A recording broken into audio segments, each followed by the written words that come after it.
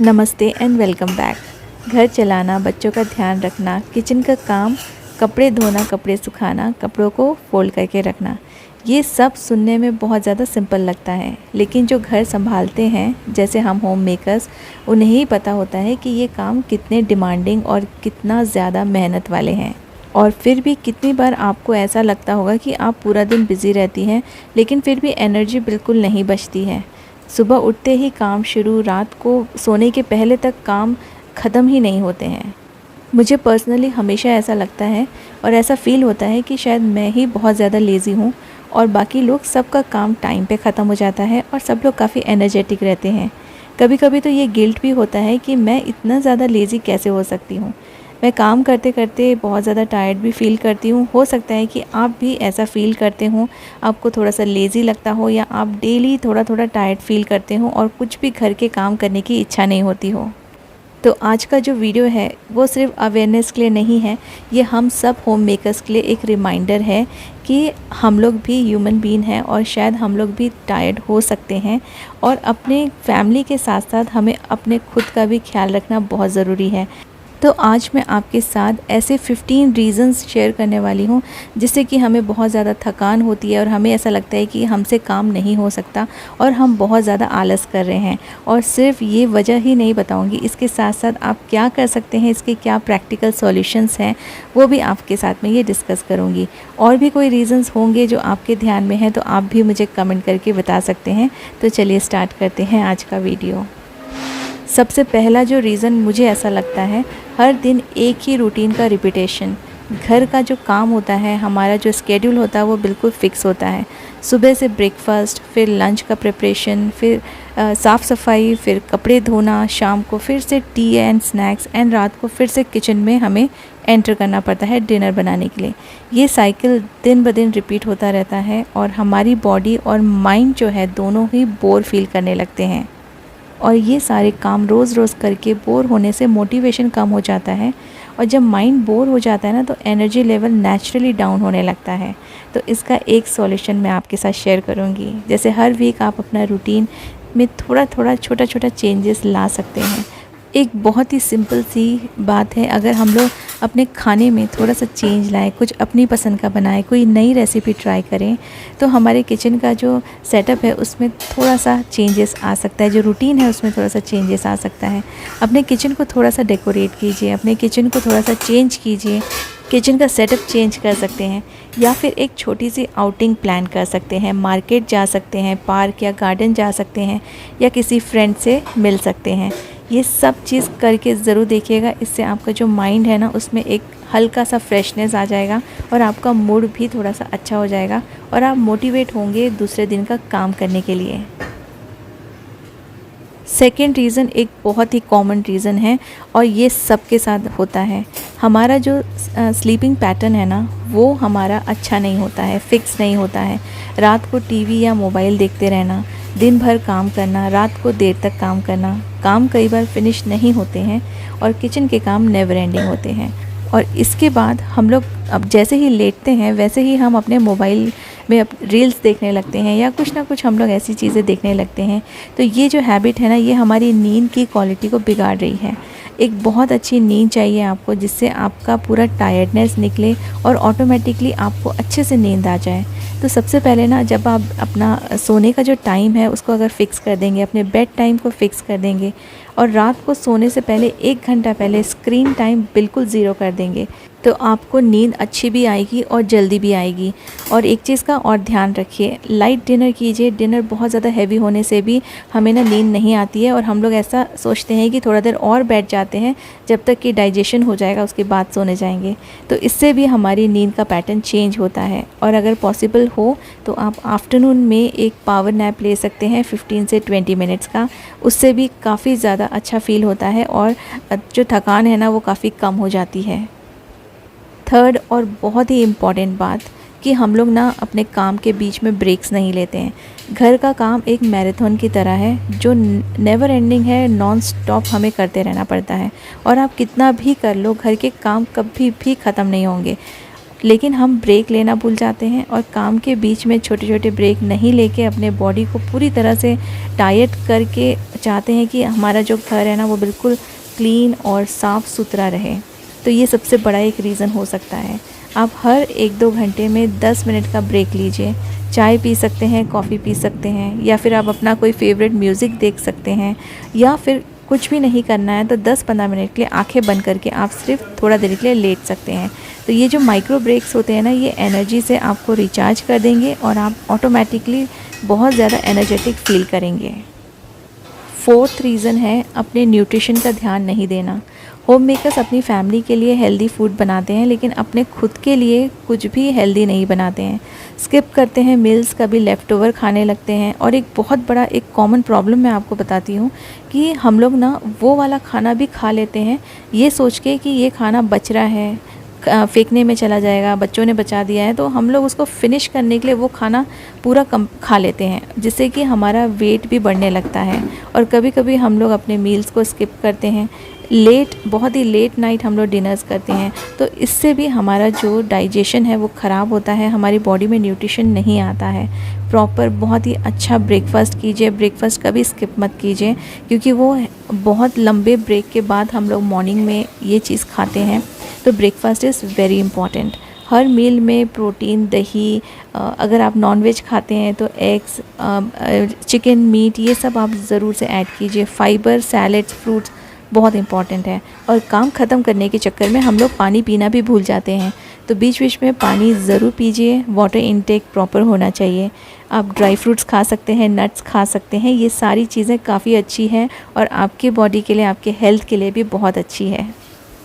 बहुत दिनों से मैं ना बिना मेड के, बिना किसी हेल्पर के काम कर रही थी घर पे, और ये सारे काम कर कर के मैं बहुत ज़्यादा टायर्ड हो जाती थी, क्योंकि हमारे यहाँ पे ऊपर का भी फ्लोर है, उसका भी पूरा मॉपिंग एंड क्लीनिंग करना, नीचे के फ्लोर के पूरे मॉपिंग एंड क्लीनिंग करना, बर्तन धोना, खाना बनाना, ये सारी चीज़ें ना एक बहुत ज़्यादा हमको टायर्ड करके छोड़ देती है। चाहे आप किसी अप्लायंसेस की हेल्प लें, गैजेट्स की हेल्प लें, या फिर आप मेड रखें, हेल्प बहुत ज़रूरी है। अकेले आप पूरे घर को मैनेज नहीं कर सकते, चाहे आप कितना भी कोशिश कर लें, आप एक टाइम के बाद ना आप नहीं कर पाएंगे। घर के पूरे काम एक साथ अकेले करना ये प्रैक्टिकली पॉसिबल नहीं है, इसलिए एक हेल्पर ज़रूर रखिए, या फिर आप गैजेट्स का यूज़ कीजिए। जैसे मैं यूज़ करती हूँ अपने घर में, जो मैंने रोबोवैक लिया है, उससे बहुत ज़्यादा हेल्प हो जाती है। झाड़ू पोछे का बहुत बड़ा जो काम होता है वो ऑटोमेटिकली हो जाता है। आप अपने फैमिली मेम्बर्स को भी इन्वॉल्व कर सकते हैं। छोटे छोटे जो काम है वो बच्चों को दे दीजिए। अब अपने हस्बैंड को भी वीकेंड में छोटा मोटा काम दे सकते हैं, जिससे कि आपको हेल्प मिलेगी, आपका सेल्फ केयर के लिए आपको टाइम मिलेगा और आपको वीकनेस एंड जो टायर्डनेस है वो नहीं आएगा।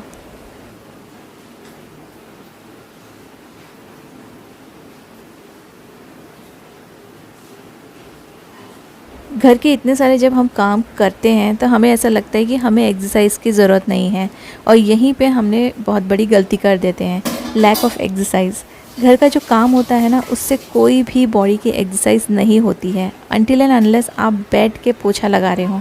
तो ये जो बैठ के पोछा लगाने वाला काम है, ये अब किसी से नहीं होता, और मुझे ऐसा लगता है कि कोई भी नहीं करता होगा। तो जो घर का काम है वो एक अलग चीज़ है, लेकिन वो आपको स्ट्रक्चर्ड एक्सरसाइज जैसा बेनिफिट नहीं देती है। फ़िज़िकल एक्टिविटी से स्टेमिना बढ़ता है और लेज़ीनेस कम होता है, इसलिए 20 से 30 मिनट का लाइट स्ट्रेचिंग या फिर योगा, या फिर आप थोड़ी बहुत वॉकिंग भी कर सकते हैं। लेकिन एक चीज़ मेक श्योर कीजिए कि आप 20 से 25 मिनट या हाफ एन आवर के लिए कुछ ना कुछ एक्सरसाइज ज़रूर करें, और ये एक्सरसाइज आप घर पे ही आसान तरीके से खुद ही कर सकते हैं। इसके लिए आपको जिम जाने की ज़रूरत नहीं है या कोई इंस्ट्रक्टर रखने की ज़रूरत नहीं है। आजकल तो बहुत सारी ऑनलाइन फैसिलिटी है, आप ऑनलाइन क्लास भी ज्वाइन कर सकते हैं।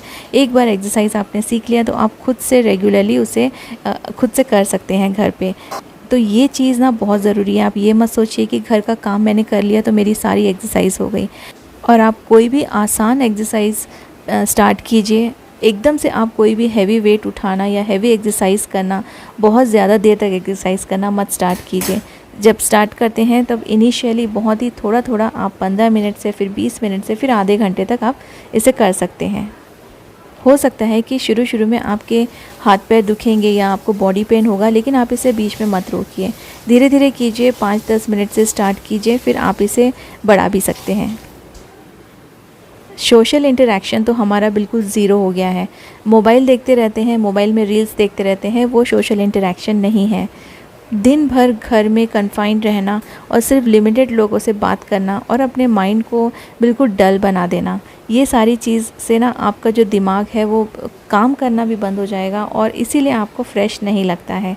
हर वीक आप किसी ना किसी से ज़रूर मिलिए, और हर वीक पॉसिबल नहीं है तो आप कम से कम 15 डेज़ में एक बार अपने फ्रेंड्स लोग को या तो फ़ोन कीजिए या तो उनसे मिलने जाइए या उनको अपने घर पे बुलाइए।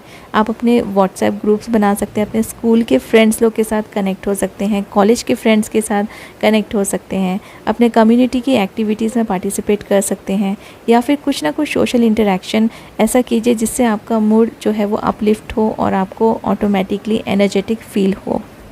फैमिली बहुत इम्पॉर्टेंट है, लेकिन फ्रेंड्स के साथ जो बातें हम लोग कर सकते हैं वो बहुत बार हम लोग अपने फैमिली में खुल के बात नहीं कर पाते हैं। इसलिए फ्रेंड्स लोग के साथ ज़रूर बातें कीजिए। थोड़ी देर के लिए फ़ोन कर सकते हैं आप, तो इससे ना आपको बहुत अच्छा फ़ील होगा। सिर्फ रूटीन का काम माइंड को चैलेंज नहीं करता है, ब्रेन को भी वर्कआउट चाहिए। जैसे आप अपनी कोई हॉबीज़ को परस्यू कर सकते हैं। हम लोग अपने घर के काम में इतना उलझ जाते हैं कि अपनी हॉबीज़ और हमें क्या पसंद है वो सब कुछ भूल जाते हैं। किसी को कुकिंग का शौक़ होता है, किसी को अलग अलग चीज़ें DIY करने का शौक़ होता है, किसी को डांस का शौक़ होता है, किसी को गाने का शौक़ होता है। तो जो भी हॉबीज़ आप भूल चुके हैं उसको आप फिर से अपने लाइफ में ला सकते हैं। कुकिंग एक्सपेरिमेंट्स कीजिए, DIY क्राफ्ट कीजिए, रीडिंग कीजिए। बुक्स एंड मैगज़ीन्स पढ़ने से आपको नॉलेज भी बढ़ेगा, क्योंकि घर घर में रह के ना हमें बहुत सारी चीज़ें पता नहीं होती हैं। तो अपने रूटीन से हट के आपको जो भी पसंद है वो आप कुछ ऐसी कोई नया स्किल सीख सकते हैं जो आप बहुत दिन से सोच रहे हैं, या आप बचपन में सोचते थे कि ये मैं सीखूंगी। तो अब आप वो सब चीज़ कर सकते हैं, लेकिन आपको थोड़ा सा टाइम निकाल के अपने लिए अपनी पसंद की चीज़ करने के लिए ज़रूर से कोशिश करना है। इससे आपका जो रूटीन है वो भी अच्छा हो जाएगा और आपका जो लेज़ीनेस है वो भी दूर होगा, क्योंकि थोड़ा कुछ इंटरेस्टिंग चीज़ें करते हैं तो अपने आप ही हमें काफ़ी अच्छा फ्रेश फील होने लगता है। 35 से 40 एज के बाद काफ़ी सारे हार्मोनल चेंजेस होते हैं। एक बहुत बड़ी वजह होती है, एक बहुत बड़ा रीज़न है ये हार्मोनल चेंजेस, जिससे कि आपको चिड़चिड़ापन हो सकता है, या आपके बॉडी में ऐसी बहुत सारी चीज़ें हो सकती है जैसे मूड स्विंग होना, डाइजेशन बराबर से नहीं होना, या नींद नहीं आना। तो इन सब चीज़ों में हमारे हार्मोन्स का बहुत बड़ा हाथ रहता है। अगर हार्मोन्स आउट ऑफ बैलेंस हो जाएं तो आप चाहे कितना भी रेस्ट कर लें फिर भी आपको थकान और आपका जो मूड स्विंग है वो होता रहेगा, और आपको ना कोई भी चीज़ अच्छी नहीं लगेगी। कई बार हमें बैठे बैठे ही ऐसी सैडनेस लगता है कि हमारी लाइफ ऐसी बोरिंग क्यों है, या दूसरों की लाइफ इतनी, दूसरे जो हैं अपनी लाइफ को इतना एंजॉय कैसे करते हैं। अपने थायराइड का जो इम्बैलेंस है, PCOD है, ये सारी चीज़ें आप एक बार चेक ज़रूर करवाइए। थायराइड की वजह से भी हार्मोनल इम्बैलेंस होते हैं। मेनोपॉज होता है कई लोगों को 40s के बाद। तो जब मेनोपॉज होता है उसके सिम्टम्स को पहचानिए, उसके सिम्टम्स के बारे में पढ़िए, नॉलेज लीजिए, और कहीं से भी पता नहीं चल रहा है तो आप किसी डॉक्टर को ज़रूर कंसल्ट कीजिए, क्योंकि इससे भी फटीग होता है और बहुत मूड स्विंग्स होते हैं, और धीरे धीरे ना ये सिम्टम्स बढ़ते जाते हैं और हमें पता ही नहीं चलता है कि हमारे बॉडी में क्या चल रहा है। और 40 के बाद बहुत सारे चेंजेस आप अपने बॉडी में देखेंगे, लेकिन आपको उस टाइम पे समझ में नहीं आएगा। धीरे धीरे जैसे जैसे एज बढ़ेगी तब आपको समझ में आएगा कि ये कुछ अंदर से चेंजेस हो रहे हैं मेरे अंदर, जिससे कि मेरा ये सारे जो प्रॉब्लम्स हैं वो क्रिएट हो रहे हैं। तो इसलिए आप अपने सिम्टम्स को ज़रूर अपने डॉक्टर के साथ डिस्कस कीजिए और इसे सॉल्व करने की कोशिश कीजिए। हर साल आपको एक बार पूरा कंप्लीट हेल्थ चेकअप ज़रूर कराना है, जिसमें thyroid profile, sugar level, hormonal panels, ये सारी चीज़ें आप देख सकते हैं, और आप अपने डॉक्टर के साथ ये सब डिस्कस कर सकते हैं। और इन सभी सिम्टम्स के साथ साथ, इन सभी प्रॉब्लम्स के साथ साथ होता है हमें बहुत सारा स्ट्रेस, और ये जब स्ट्रेस एक बार हमारे ऊपर हैवी हो जाता है ना, तो फिर कोई भी चीज़ काम में नहीं आती है। इसलिए आप अपने रेगुलर एक्सरसाइज, योगा कीजिए, स्ट्रेचिंग कीजिए, अपने हार्मोन्स का ध्यान रखिए, और ये सारी चीज़ें एक बार ज़रूर से चेकअप करवा लीजिए। एज के साथ साथ विटामिन्स एंड मिनरल्स की भी कमी होती है, इसलिए भी हम लोग को टायर्डनेस एंड बहुत ज़्यादा वीकनेस फील होता है। आयरन डेफिशिएंसी से एनीमिया हो सकता है, जो डायरेक्टली थकान से रिलेटेड है। विटामिन डी की कमी होने से हमारे बोन्स वीक हो जाते हैं, और बाकी जो मूड स्विंग्स है वो भी होते हैं, एनर्जी नहीं रहती, हमेशा डाउन डाउन फील होता है। विटामिन B12 की कमी से ब्रेन फॉग हो सकता है, कंसंट्रेशन प्रॉब्लम हो सकता है और लेज़ीनेस भी फील होता है। ये सभी डेफिशिएंसी अक्सर इसलिए होती है क्योंकि हम अपना खाना जल्दी जल्दी खाते हैं, ये पूरा बैलेंस डाइट फॉलो नहीं करते हैं। घर के काम के चक्कर में अपने न्यूट्रिशन को और अपनी हेल्थ को हम लोग ऐसे ही छोड़ देते हैं। मॉर्निंग की जो सनलाइट है वो 15-20 मिनट्स की सनलाइट एक्सपोजर ज़रूर लें। डाइट में पालक, मेथी, राजमा, चना, ये सारी चीज़ें, मिल्क प्रोडक्ट्स, एग्स और नॉनवेज, ये सब कुछ आप ऐड कीजिए। सीजनल फ्रूट्स बहुत अच्छे रहते हैं। अगर डॉक्टर आपको रेकमेंड करे तो आप सप्लीमेंट्स भी ले सकते हैं, जिससे कि आपका जो एनर्जी लेवल है उसमें भी फ़र्क पड़ेगा। सेल्फ़ मेडिकेशन से आप बहुत दूर रहिए, क्योंकि सेल्फ़ मेडिकेशन हम लोग को समझ में नहीं आता और हम गलत मेडिकेशन कर लेते हैं। एक सिंपल सी टिप है, अपनी प्लेट को कलर रिच बनाइए। जितना ज़्यादा हो सके आप ग्रीन, ऑरेंज, येलो खाइए और उतने ही ज़्यादा न्यूट्रिएंट्स आपको मिलेंगे। आप हफ्ते में एक बार अपना खाना जो है वो प्रॉपर फोकस के साथ खाइए, हड़बड़ी करके मत खाइए, इससे आपका डाइजेशन भी इम्प्रूव हो जाएगा। आजकल हर किसी के लाइफ में स्ट्रेस बहुत ज़्यादा है, लेकिन होम मेकर्स के लिए ये इनविजिबल होता है। कोई डेडलाइन या टारगेट नहीं होते हैं, प्लस रिस्पॉन्सिबिलिटीज़ 24/7 होती है। फैमिली की हेल्थ, बजट, बच्चों की पढ़ाई, रिलेटिव्स के एक्सपेक्टेशंस, ये सब मिलाकर मेंटल लोड क्रिएट करते हैं। और जब माइंड स्ट्रेस में होता है तो बॉडी भी टायर्ड हो जाती है और आराम करने के बाद भी ये टायर्डनेस नहीं जाता है। स्ट्रेस एक बहुत ही डेंजरस साइकिल होता है। स्ट्रेस से एनर्जी कम होती है, एनर्जी कम होने से काम पाइलअप होते हैं और काम पाइलअप होने से फिर वापस से स्ट्रेस बढ़ जाता है। किसी को फाइनेंशियल स्ट्रेस होता है, किसी को घर के काम का स्ट्रेस होता है, किसी को अपने रिलेटिव्स का स्ट्रेस होता है, कभी कभी हमें अपने बच्चों की पढ़ाई का भी स्ट्रेस होता है। तो स्ट्रेस हर जगह है। स्ट्रेस से दूर रहने के लिए आप रोज़ अपने रूटीन में 10 मिनट सिर्फ स्ट्रेस रिलीफ के लिए कुछ ऐसे एक्सरसाइज करें, चाहे आप डीप ब्रीदिंग करें या मेडिटेशन करें या सिर्फ बालकनी में आप अपने प्लांट्स के साथ कुछ टाइम बिताएं, कॉफ़ी पिए आराम से बैठ के। तो ये सारी चीज़ें ना, इससे आपका जो स्ट्रेस लेवल है वो भी कम होगा। हम लोग हर काम के लिए हाँ में हाँ मिलाते रहते हैं, तो आपको नो बोलना भी सीखना है। अगर कोई काम करने का मन नहीं है, कहीं बाहर जाने का मन नहीं है, तो आप नो भी बोल सकते हैं। एक बहुत बड़ा रीज़न ये भी हो सकता है जब हमारा मूड अच्छा नहीं होता है, क्योंकि हमारा कोई पर्सनल स्पेस नहीं होता है। घर में हर वक्त कोई ना कोई आपके साथ होता है, बच्चे, हस्बैंड, एल्डर्स, इन लॉज, और इसमें आपका अपना मी टाइम बिल्कुल ज़ीरो हो जाता है। दिन भर बहुत सारा काम, बहुत सारी बातें, वो भी काम से रिलेटेड बातें और सबकी डिमांड्स पूरी करना, आपके माइंड को ब्रेक नहीं मिलता है। और जब माइंड ओवरलोड हो जाता है तो laziness as a defence mechanism आ जाता है और आपके दिमाग को और ज़्यादा थका देता है। इसका एक आप सॉल्यूशन ले सकते हैं, जैसे कि आप दिन में एक फ़िक्स टाइम रख दीजिए जो सिर्फ आपके लिए हो, चाहे वो सुबह का टाइम हो, थोड़ा सा सबके पहले उठ के, या फिर रात को सब सो जाने के बाद आप कुछ टाइम अकेले स्पेंड कर सकते हैं जो आपको पसंद हो। म्यूज़िक सुनना, स्किन केयर करना, ऐसा कोई भी काम जो करने से आपको स्ट्रेस ना आए और आप एंजॉय करें। फैमिली को आप क्लियर बता सकते हैं कि ये आपका पर्सनल रिचार्ज होने का टाइम है और ये टाइम आप किसी के साथ भी कॉम्प्रोमाइज़ मत कीजिए। अपने लिए ये स्पेस लेना सेल्फिश नहीं, सेल्फ़ केयर है। होम मेकर्स जब भी रेस्ट करते हैं ना, उनको एक गिल्ट होता है कि उन्होंने टाइम वेस्ट कर दिया। बहुत से होम मेकर्स ये सोचती हैं कि अगर वो दिन में थोड़ा सा आराम कर लेंगी तो लेज़ी हो जाएंगी, इसलिए वो लोग आराम नहीं करते हैं और रिज़ल्ट ये होता है कि हमारी बॉडी और माइंड दोनों ही थक जाते हैं, ओवरलोड हो जाते हैं। इसलिए बीच बीच में रेस्ट करना बहुत इंपॉर्टेंट है और इसके लिए आप बिल्कुल भी गिल्टी फील मत कीजिए। घर का काम ना थैंकलेस होता है, कोई सैलरी नहीं, कोई अवार्ड नहीं, कोई परफॉर्मेंस रिव्यू नहीं। सो एप्रिसिएशन की कमी से भी मोटिवेशन गिरने लगता है और जब मोटिवेशन नहीं होता है तो लेज़ीनेस ऑटोमेटिकली आता है। अगर कोई अप्रिशिएट नहीं करता है तो आप अपने अचीवमेंट्स को खुद एक्नॉलेज कीजिए, चाहे वो एक परफेक्ट मील हो या स्पॉटलेस रूम हो। अपने हर छोटे बड़े एफर्ट को ज़रूर वैल्यू दीजिए और खुद से ही आप अपने आप को रिवॉर्ड दे सकते हैं। छोटी सी शॉपिंग कर सकते हैं या अपने लिए कोई स्वीट डिश बना सकते हैं। ये छोटे छोटे तरीके हैं जिससे हम अपनी लाइफ में हैप्पीनेस ला सकते हैं। उम्मीद करती हूँ आज का वीडियो आपने एंजॉय किया होगा। Thank you so much for watching.